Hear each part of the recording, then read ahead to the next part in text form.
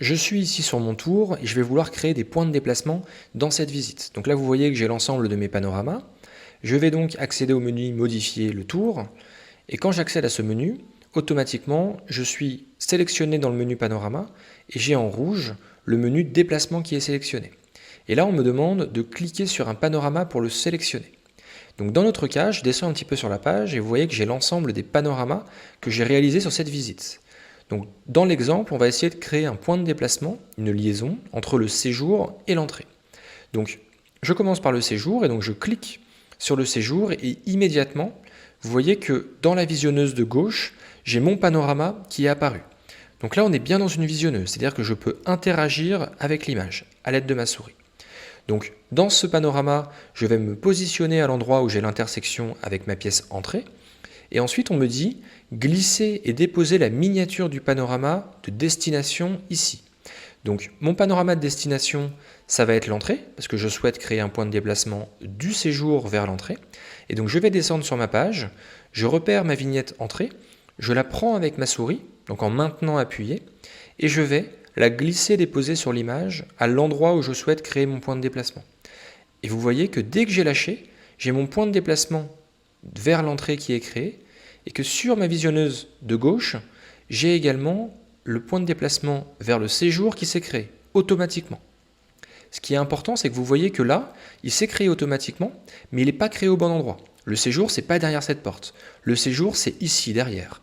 Donc ce que je fais, c'est qu'avec ma souris, je vais prendre ce point de déplacement et je vais le glisser à l'intersection avec le séjour.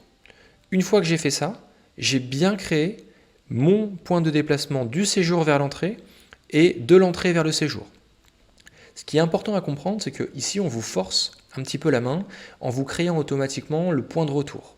C'est-à-dire que quand vous avez créé l'entrée vers le séjour, on va vous forcer à créer le séjour vers l'entrée. Pourquoi?